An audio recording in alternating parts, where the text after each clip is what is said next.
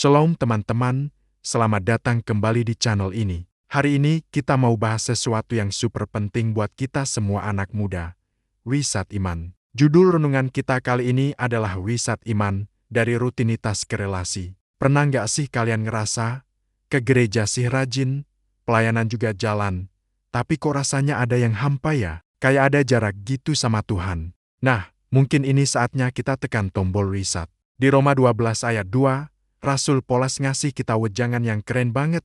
Janganlah kamu menjadi serupa dengan dunia ini, tetapi berubahlah oleh pembaharuan budimu. Ini bukan sekadar ganti status di media sosial, tapi ini soal perubahan total dari dalam.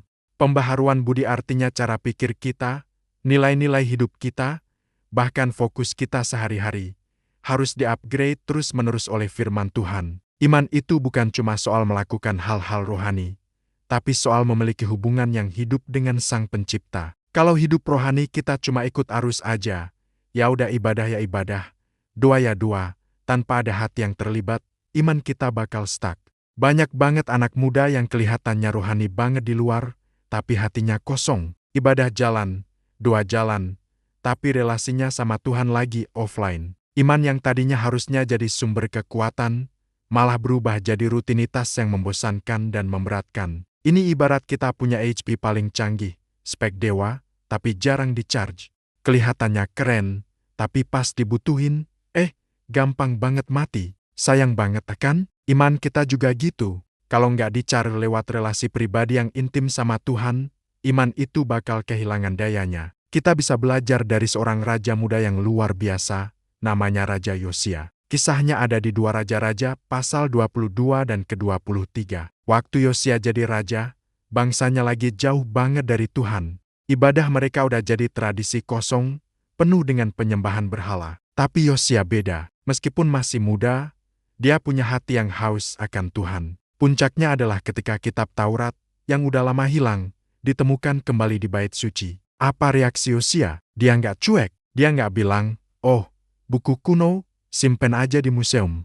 Enggak, Alkitab mencatat, waktu firman Tuhan dibacakan, Yosia langsung merobek pakaiannya. Itu adalah tanda pertobatan dan kesedihan yang mendalam. Dia sadar betapa jauh bangsanya udah menyimpang. Yosia nggak berhenti di situ. Dia langsung bergerak.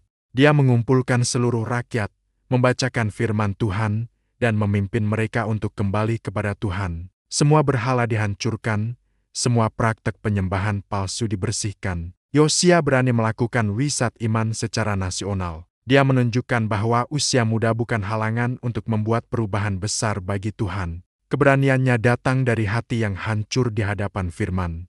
Teolog besar, John Calvin, pernah bilang, hati manusia adalah pabrik berhala. Wah, dalam banget ya artinya. Maksudnya, secara alami, kalau kita nggak waspada, hati kita ini gampang banget menciptakan Tuhan-Tuhan lain untuk kita sembah.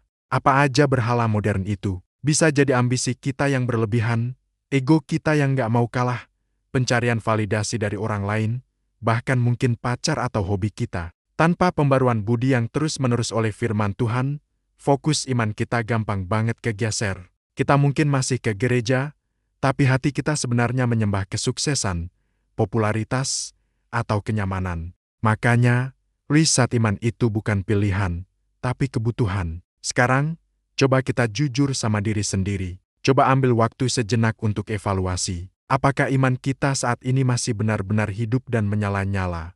Atau jangan-jangan cuma sisa-sisa kebiasaan dari kecil? Apakah Tuhan itu pusat dari segala keputusan kita? Atau dia cuma jadi pelengkap pas kita lagi butuh aja? Jangan tunggu sampai iman kita benar-benar padam. Mari kita ambil keputusan hari ini.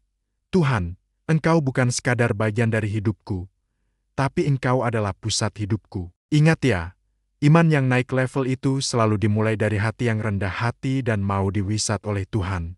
Next level faith, iman yang berdampak, itu nggak dimulai dari penampilan luar, tapi dari perubahan yang terjadi di dalam. Tuhan nggak cari formalitas kita, Dia rindu relasi yang otentik dengan kita. Dia mau jadi sahabat, Bapa, dan Raja dalam hidup kita. Mari kita tutup dalam doa. Tuhan Yesus, terima kasih buat firman-Mu hari ini yang mengingatkan kami untuk nggak terjebak dalam rutinitas rohani. Kami mau punya hubungan yang hidup dengan-Mu. Kami buka hati kami, ya Tuhan. Tolong wisat iman kami, perbarui cara pikir kami, supaya Engkau benar-benar menjadi pusat dari segalanya. Kami percaya, saat kami kembali padamu, Engkau akan membawa kami ke level iman yang baru. Di dalam nama Tuhan Yesus, kami berdoa dan mengucap syukur. Amin. Kiranya Tuhan memberkati engkau dan melindungi engkau. Tuhan menyinari engkau dengan wajah-Nya dan memberi engkau kasih karunia. Tuhan menghadapkan wajah-Nya kepadamu dan memberi engkau damai sejahtera. Amin. Terima kasih sudah nonton sampai selesai. Jangan lupa like, share, dan subscribe ya, supaya makin banyak anak muda yang imannya dibangkitkan. Sampai jumpa di video berikutnya. God bless you.